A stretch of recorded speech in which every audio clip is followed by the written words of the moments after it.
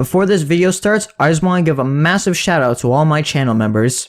If you want to receive a shout out, then become a channel member today and you'll be shown on screen like all these other channel members here. Anyways, enjoy the video. On June 24th, version 13.5 dropped in the Japanese version and dropped on July 18th for the international versions. This update contains a lot of content and I want to talk about everything that was added into this version. Since we have loads to cover, all I ask is if you enjoyed watching this update analysis video, then be sure to give it a like and subscribe to the channel if you haven't already, and comment down below on what was the most exciting thing about this update was for you. Anyways, we have loads to cover.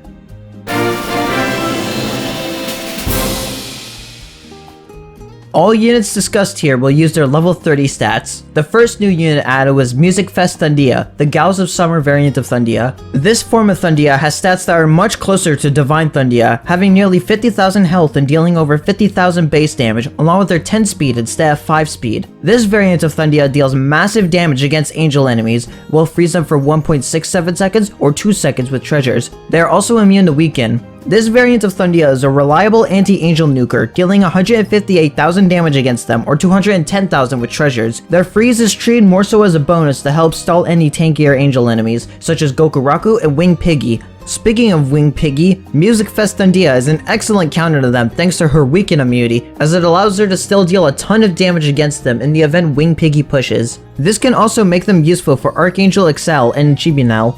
As a seasonal variant, this one's a pretty solid anti-angel nuker who does their job well enough. Speaking of nukers, we have a new Dragon Emperor, this being Ballistic Dragon Gundros. This dragon has 119,000 health and deals a rather massive base 70.5k damage. They also deal massive damage against alien and black enemies, dealing 211,000 damage to them or 282,000 damage against them with treasures. They also knock back and slow them for 8 seconds or 9.6 seconds with treasures. They are also wave immune and also happen to be a Sage Slayer, having 238,000 health against sages and dealing 84,000 damage against them. For black and alien sages, they deal 254,000 damage or 338,000 damage with treasures. Despite what that 7.4 second force swing may tell you, this guy rarely misses their attacks in practice as they have a rather high standing range of 500, allowing a ton of time to let enemies slip into this massive range. This unit also has a summon that complements their long force swing and is able to freeze untreasured enemies for 3.33 seconds and freeze them for 4 seconds against treasured traits. Their wave immunity is also extremely useful as it can allow them to more easily take out the usually tanky Elizabeth the 56th, deal tons of damage to Toucan,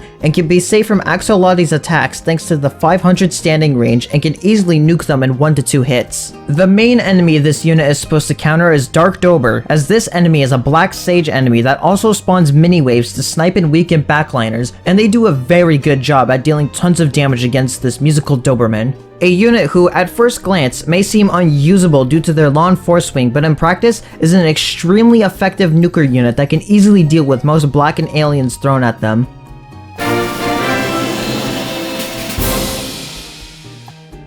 In this update, there are 3 new true forms added, the first one being Immortal Miyamoto, the true form of Musashi Miyamoto, making them the second legend rare true form. This true form gives them a 14% boost to their health and a 24% boost to their attack power. This also gives them Colossus Slayer, as well as weaken and slow immunity. The stat buffs give them a much better matchup against black enemies, especially the damage buff, allowing them to deal much more damage against their target. The addition of Colossus Slayer makes them an extremely powerful counter to Legrim, having over 110,000 DPS against them at level 30 alone, and their new slow immunity means they won't get interrupted when either going to face them or when they are knocked back. Their weakened immunity can also make Dark Dober much easier to deal with and allows them to be an excellent option for Kurokroc, especially since this enemy tends to get juggled a lot, giving them many chances to activate their attack. However, they still retain their single targeting, so they have a hard time working on levels that spam enemies, even with their fast attack rate. However, the boost to their stats make them a much better unit in 1v1 situations. In order to get this true form, you need 5 blue cat fruit and 1 blue behemoth gem. The second true form is Divine Huntress Tarun Zeta, who gains 1 addition. They gain the Strong ability. This single addition allows them to be a much more of an offensive unit against their targets, letting them deal 50 to 80% more damage against red and alien enemies depending on how many treasures you have. Besides that, this unit remains unchanged. In order to get this true form, you need 2 green and epic cat fruit and 6 red and blue cat fruit.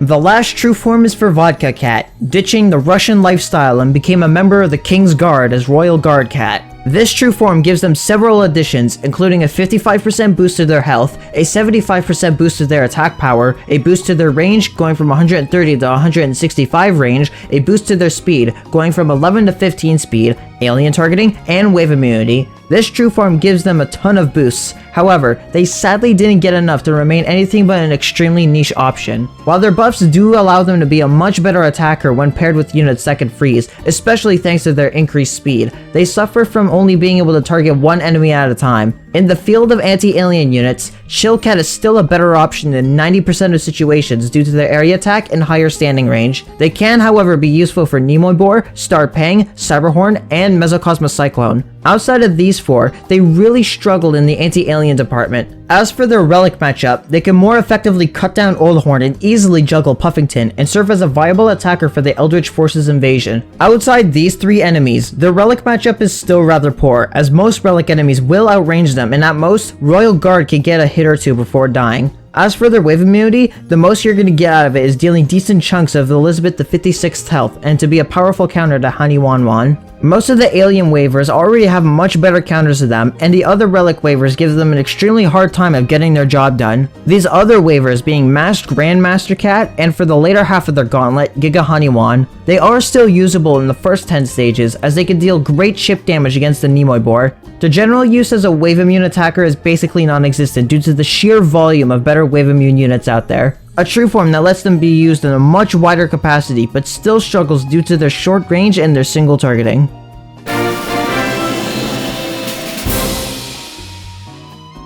This update sees the addition of one Ultra Form. This is the Ultra Form for Cats in the Cradle, Cats in the Stroller. This Ultra Form gives them a boost to their speed, going from 12 to 18 speed, an Omni Strike that pierces 60 more range than their standing of 40 for a range of between negative 100 to 300, a 40% chance of knockback, and an increased wave level. This Ultra Form is a rather small one compared to most of the other Ultra Forms, but it does make them a much better attacker. The increase in speed allows them to get to an enemy faster, leaving less room for them to get knocked back and can more easily enter blind spots. The extra wave level helps with sniping any backliner enemies that sit further behind the enemy lines, like the Neantum variants or any incoming enemies that are further behind. The last buff, the Omni Strike, is a lot more useful than you would think. Despite only giving them 60 piercing range, this slight boost helps with perhaps this unit's biggest flaw. This unit tends to have a problem of whiffing attacks sometimes, but the extra 60 pierce to their attack means they will more often land their attacks on an enemy that would be approaching close or is just behind an enemy that was moved while they were attacking. While not necessarily the highest of priorities for Ultra Forms, if you already have gotten Ultimate Windy, Cat 10 Gigapult, and or Ascendant Dia Ramos, or are just a big fan of using Cats in the Cradle,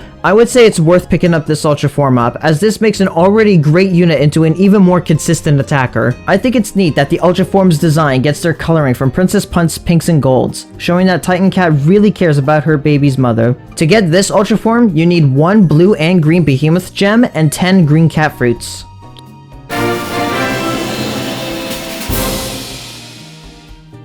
Two units gain talents this update, these being Opulent Verbena and Ultra Atlantis Logistics. Both gain standard attack and defense talents. First is Verbena, who gains a critical hit chance up, survive, and freeze resist. Her crit talent increases her base crit chance from 25 to 35%, allowing her to crit more often. In practice, this translates her critting at least once across her 3 attacks from 57.8% to 72.5%, making her a much more consistent critical attacker. If you use her as one of your main critical hit units, then these talents will help make her a much more useful critical hit unit on the battlefield. The other 2 talents aren't too needed, as she will rarely get into a situation where being able to have 1 extra knockback is all that needed, and freeze resist is completely unneeded, and was most likely just added because a few metal stages tend to be paired with enemies like Henry. The crit talents are great, but you can skip the rest. Second is Ultra Atlantis Logistics, who is one of the few units to actually have 6 talents. Besides the standard attack and defense buffs, they also gain Soul Strike, Slow, Freeze Resist, and Weaken Immunity. While Freeze Resist is not needed at all, and the Weaken Immunity is very situational, and their slow uptime isn't the highest, Soul Strike is an amazing ability for this unit. Soul Strike as an ability tends to only be good on attackers, which thankfully this unit is. Combine the fact that they deal a ton of damage towards zombies, and the fact that they're extremely disposable will make cleaning up zombie corpses so much easier to do. If you use this guy for zombie stages, this talent will be an extremely powerful cleanup tool that makes worrying about corpses being a thing of the past. The other talents aren't too great and can be skipped on. One new unit gains ultra talents this update, this being God Emperor Kamakura. They gained Sage Slayer, boosted their slow chance to be a guaranteed slow, and cost reduction. Sage Slayer will definitely make them an absolute tank when paired with the resist talents against red enemies, giving them an effective 1.92 million health against red Sage enemies. But the thing is that would you really want to use 15 Dark Cat's Eyes to make this a possibility? Especially since the only red Sage enemy in the game right now is Dr. KO. Their other ultra talents aren't the most needed either. While the final price of Kamakura goes down to 4,650, this really isn't needed and their slow chance is already good enough, especially if given the aforementioned regular resist talents. These ultra talents don't really do much to make this unit that much stronger, but the Sage Slayer could get more use when more of them come out.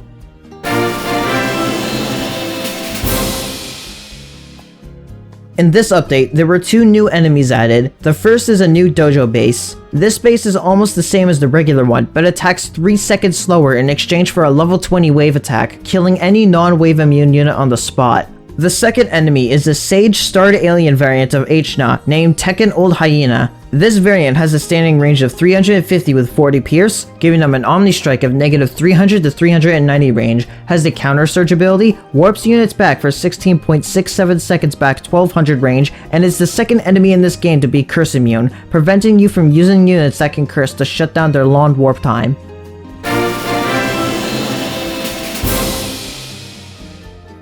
The new subchapter added is Secluded KV Island. No new UL stars are added in this update. The first level is Yodoyo Sea, featuring Doge Dark, Dark Otter, Delphina, and Tekken Old Hyena as the boss. Then we have the Putrid Prison, a stage that features Snake, Croco, Sorel, Dr. KO, Mega Baba, Cyberhorn, and Lil Bun Bun. This appears to be the demonstration stage for Cats in the Cradle's Ultra Form due to the presence of all melee enemies, along with tanky alien and red enemies, along with the curse base. The Pollution Isolation features those guys, Squirrels, Gabriels, Dojinsteins, Gokurakus, and Dark Dober as the boss. The Nonsense Mutation features Pigeon Disable, Dojinstein, Boar Jr., Berserkori, and Tekken Old Hyena. The Accidental Toxicity features Dojinstein, BB Bunny, Angelic Gory, Johnny Leon, Tarsiriel, Aki, and Dr. KO. Last is the Heartful Homunculus, featuring a return of Dabu the Dead as the boss, along with Dojinstein, Devil Wife, General Grigori, and Tekken Old Hyena as support. 3 new maps were added that feature the Tier 2 Advent bosses. The combination of bosses include Okame and Dorami for the Tortoise and the Baby, Wanwan and Xiannou for the Prince and the Revenant, and last is Queen Mother the Fifth and Papu for the Queen and the Saint. By completing each of the continuation stages, the player is rewarded a Dark Cat's Eye through the Missions tab. There is a new event map that has 3 stages, and all of them have time score rewards, mainly to get more legend nets for the bug catching gacha. The first stage gives 3 legend nets and the speed up. The second stage gives a rich cat and 3 legend nets. The last stage gives 3 legend nets and a cat ticket. Seeing as Cossack Cat gained a true form comes the revenge stages for Papu. The restriction stage restricts you to only being able to use rares and super rares. The second stage features an endless stream of Ultra Babas and General Gogoris, along with Mistress Celeboodles, Mega Babas, 2 Kitapas, and a Mr. Puffington at the start for support, along with Papu herself.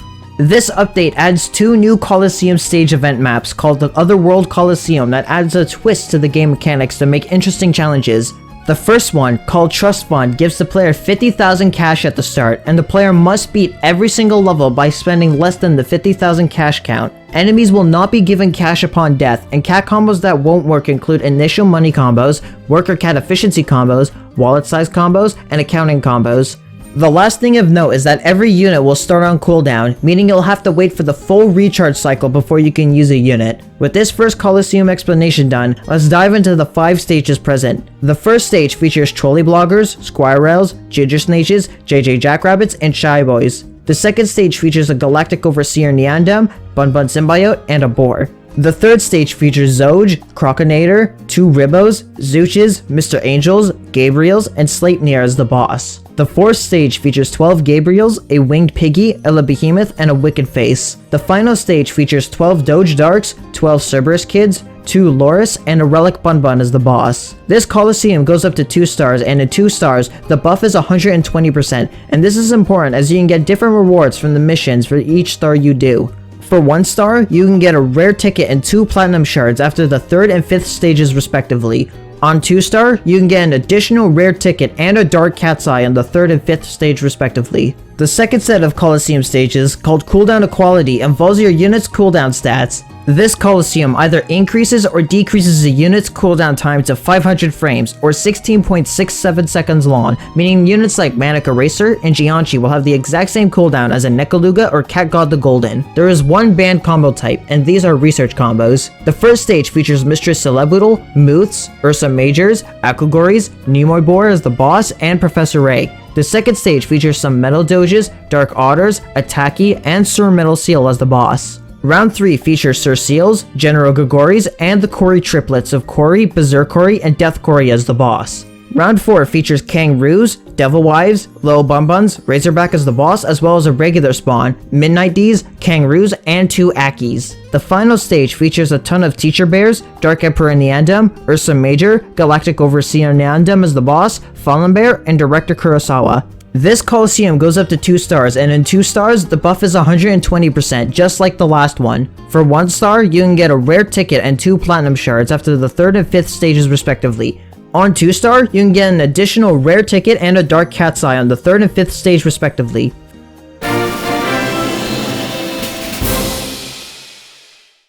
For the first of these miscellaneous changes and additions, the Summer Gals banner has officially been split into 2 different banners due to the sheer size of the original banner that would have 11 Ubers in it. The Summer Gals Sunshine banner features Seashore Kai, Wave Rider Ku, Sea Breeze Coppermine, Summer Luga, and Coastal Explorer Kana. The Brainwash units featured in this banner are Brainwash Axe, Bird, and Fish. The Summer Girls Blue Ocean banner features Tropical Kalisa, Midsummer Rabbit, Squirt Saki, Kaguya the Coast, Night Beach Lilin, and the newly added Music Fest Dandia. The Brainwash units featured in this banner are Brainwash Gross, Lizard, and Titan. A new soundtrack that's been playing in the background was also added, and if you want to listen to the full track, I will leave a link to it in the description down below. You can now double tap a stage in the treasure menu and it will take you straight to that stage. Kabuto and Kuwagata's level caps have been increased from plus 35 to plus 40, and Armored Firefly's level cap has been increased from plus 10 to plus 20. The Summer Break Cat stages will now actively reward Legend Nets instead of needing to wait for an Enigma stage. This change also makes said Enigma stages no longer available to play. The maximum level for the Cat Shrine has been increased to level 70. There is a new cat combo added featuring Grand Yokai Tengu, True Valkyrie Cat, and Katarzan. Windburst is the first knockback large combo added, meaning that this combo boosts the knockback distance by 30%. Last is the new user rank rewards. User rank 22,800 gives 5 Catamid Cs, 22,900 gives 10 cat CPUs, and 23,000 gives a rare ticket.